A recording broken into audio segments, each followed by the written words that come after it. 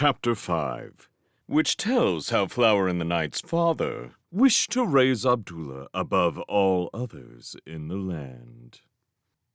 What a day, Abdullah said to himself when he was back inside his booth at last. If my luck goes on this way, I will not be surprised if I never get the carpet to move again.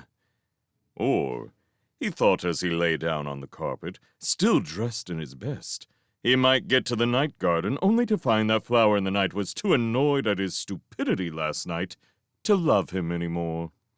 Or she might love him still, but have decided not to fly away with him. Or it took him a while to get to sleep. But when he awoke, everything was perfect. The carpet was just gliding to a gentle landing on the moonlit bank, so Abdullah knew he had said the command word after all, and it was such a short while since he had said it that he almost had a memory of what it was.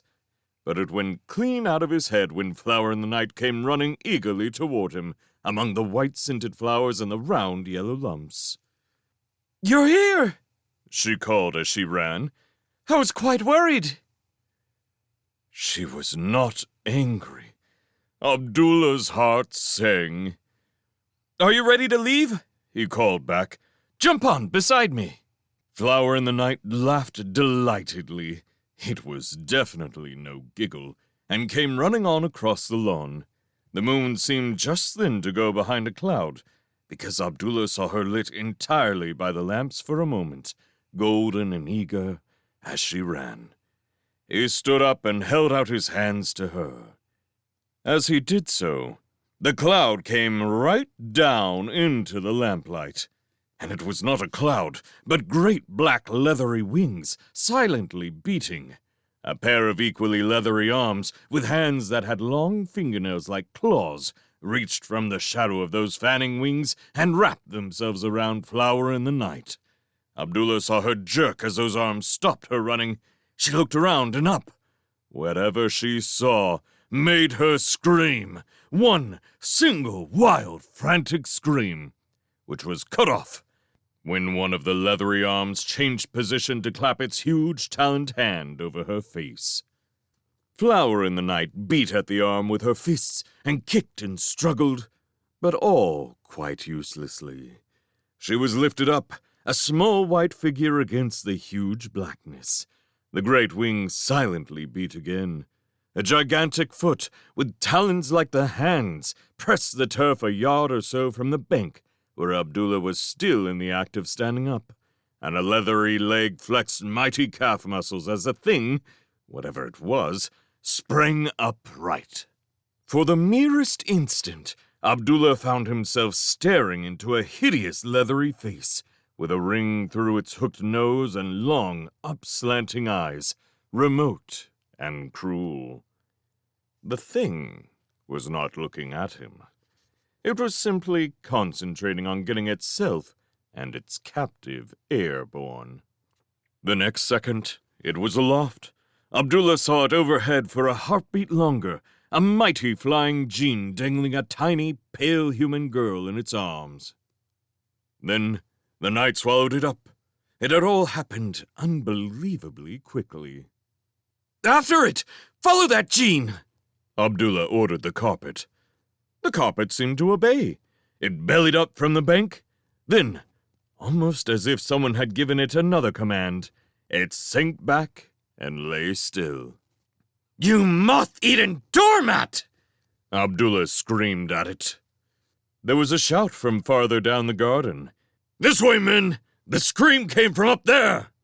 Along the arcade, Abdullah glimpsed moonlight on metal helmets and, worse still, golden lamplight on swords and crossbows. He did not wait to explain to these people why he had screamed. He flung himself flat on the carpet. "Back to the booth," he whispered to it. "Quickly, please." This time, the carpet obeyed, as quickly as it had the night before.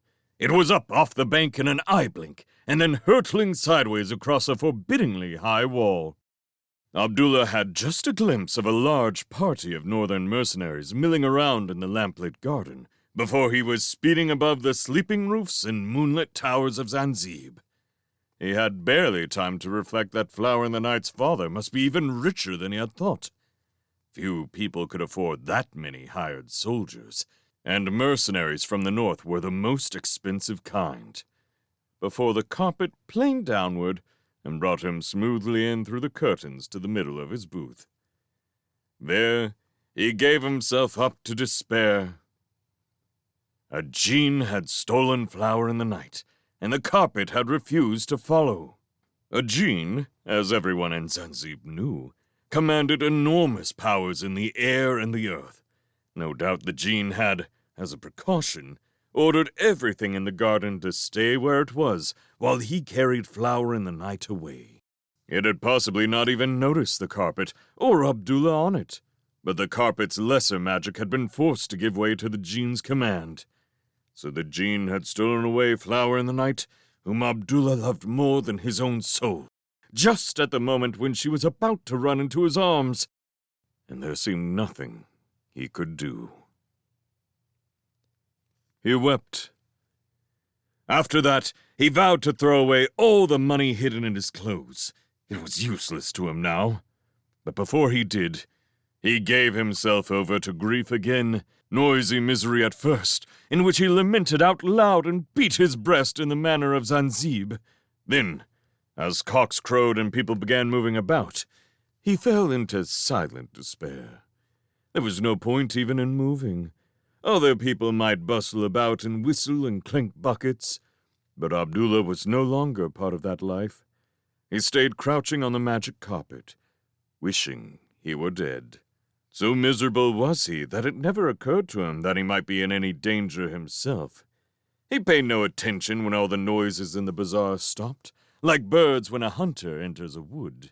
He did not really notice the heavy marching of feet, or the regular clink, clink, clink of mercenary armor that went with it. When someone barked, "Halt!" outside his booth, he did not even turn his head. But he did turn around when the curtains of the booth were torn down. He was sluggishly surprised. He blinked his swollen eyes against the powerful sunlight and wondered vaguely what a troop of northern soldiers was doing coming in here. "That's him," said someone in civilian clothes, who might have been Hakim, and then faded prudently away before Abdullah's eyes could focus on him. "You!" snapped the squad leader. "Out! With us!" "What?" said Abdullah. "Fetch him!" said the leader. Abdullah was bewildered. He protested feebly when they dragged him to his feet and twisted his arms to make him walk. He went on protesting as they marched him at the double, clink, clink, clink, clink, out of the bazaar and into the west quarter. Before long, he was protesting very strongly indeed. "What is this?" he panted.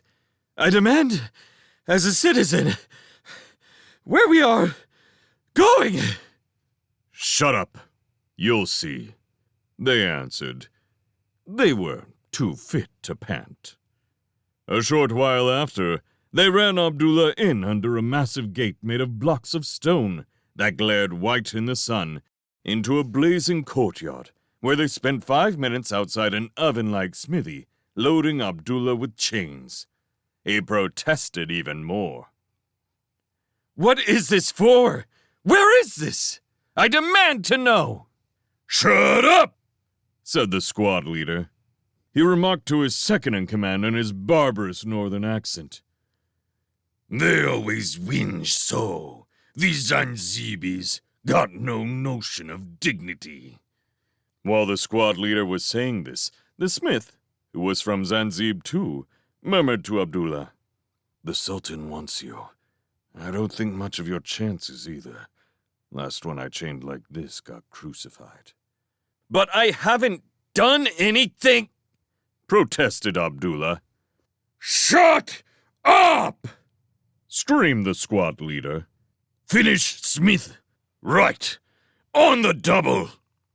And they ran Abdullah off again, across the glaring yard, and into the large building beyond. Abdullah would have said it was impossible even to walk in those chains. They were so heavy. But it is a wonderful what you can do if a party of grim-faced soldiers is quite set on making you do it. He ran, clank-chinkle, clash, until at last, with an exhausted jingle, he arrived at the foot of a high-raised seat made of cool blue and gold tiles, and piled with cushions. There, the soldiers all went down on one knee, in a distant, decorous way, as northern soldiers did to the person who was paying them. "Present prisoner Abdullah, my lord Sultan," the squad leader said. Abdullah did not kneel. He followed the customs of Zanzib and fell on his face. Besides, he was exhausted, and it was easier to fall down with a mighty clatter than do anything else. The tiled floor was blessedly, wonderfully cool. "Make the son of a camel's excrement kneel," said the Sultan. "Make the creature look us in the face." His voice was low, but it trembled with anger. A soldier hauled on the chains, and two others pulled on Abdullah's arms until they had got him sort of bent on his knees. They held him that way, and Abdullah was glad. He would have crumpled up in horror otherwise. The man lounging on the tiled throne was fat and bald and wore a bushy gray beard. He was slapping at a cushion in a way that looked idle, but was really bitterly angry, with a white cotton thing that had a tassel on top. It was this tasseled thing that made Abdullah see what trouble he was in. The thing was his own nightcap. "Well, dog from a muck heap," said the Sultan, "where is my daughter?"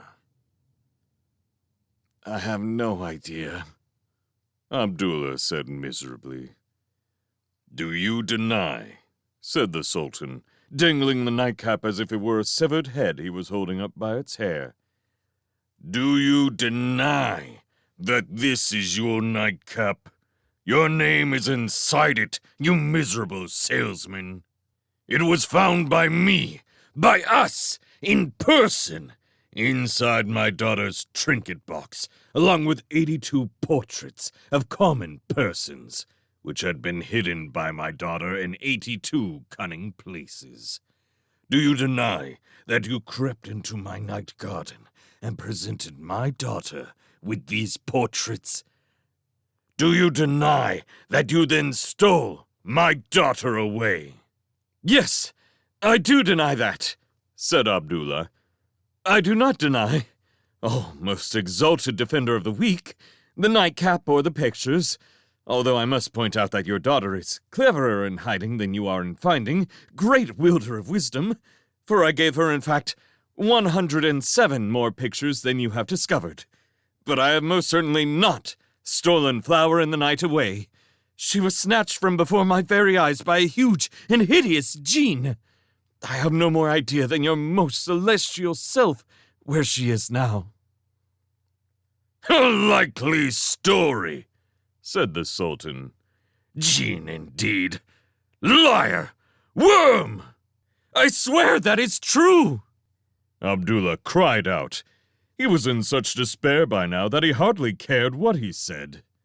"Get any holy object you like, and I will swear to the gene on it. Have me enchanted to tell the truth, and I will still say the same, O mighty crusher of criminals, for it is the truth. And since I am probably far more desolated than yourself by the loss of your daughter, great Sultan, glory of our land, I implore you to kill me now and spare me a life of misery." "I will willingly have you executed," said the Sultan.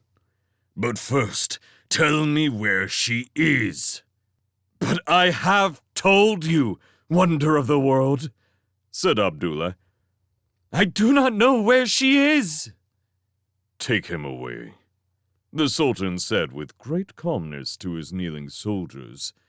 They sprang up readily and pulled Abdullah to his feet. "Torture the truth out of him," the Sultan added. "When we find her, you can kill him, but have him linger until then."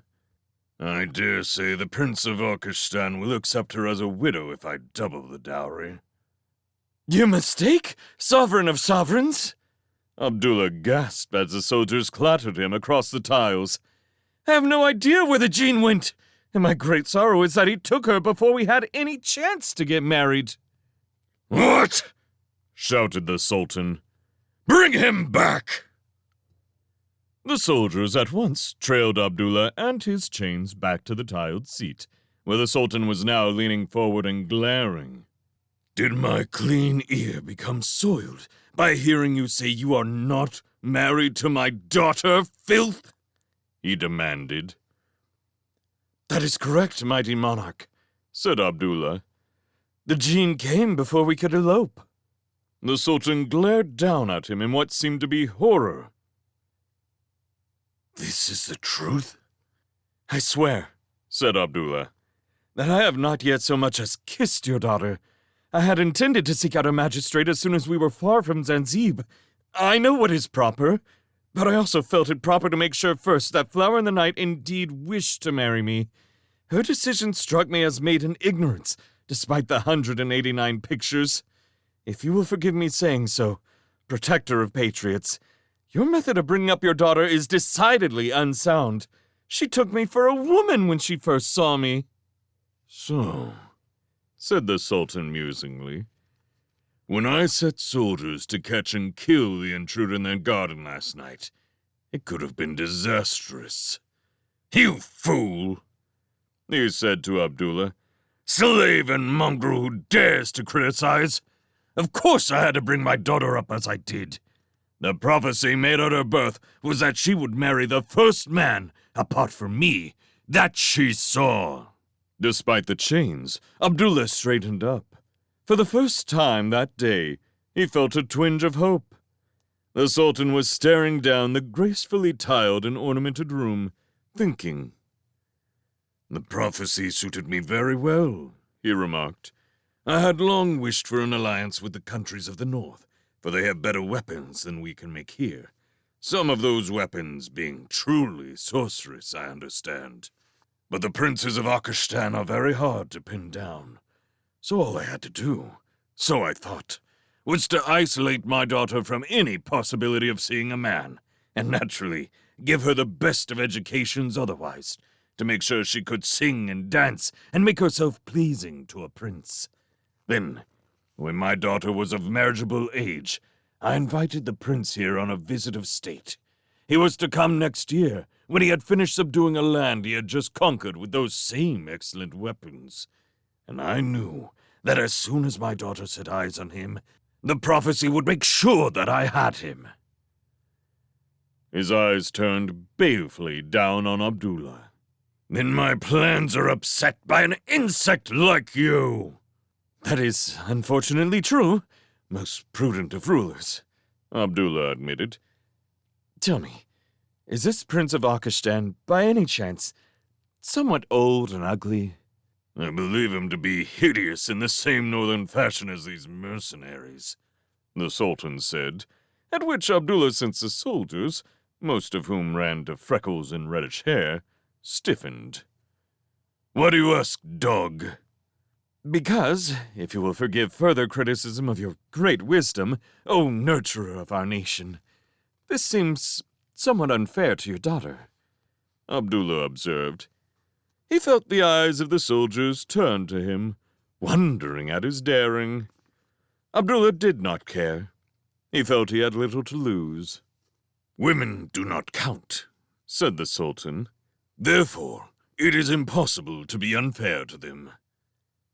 I disagree, said Abdullah, at which the soldiers stared even harder. The Sultan glowered down at him. His powerful hands wrung the nightcap as if it were Abdullah's neck. Be silent, you diseased toad, he said, or you will make me forget myself and order your instant execution. Abdullah relaxed a little. Oh, absolute sword among the citizens, I implore you to kill me now, he said. I have transgressed, and I have sinned, and I have trespassed in your night garden. Be quiet, said the Sultan. "You know perfectly well I can't kill you until I have found my daughter and made sure she marries you." Abdullah relaxed further. "Your slave does not follow your reasoning, O jewel of judgment," he protested. "I demand to die now." The Sultan practically snarled at him. "If I have learned one thing," he said, "from this sorry business, it is that even I, Sultan of Zanzib though I am, cannot cheat fate. That prophecy will get itself fulfilled somehow, I know that.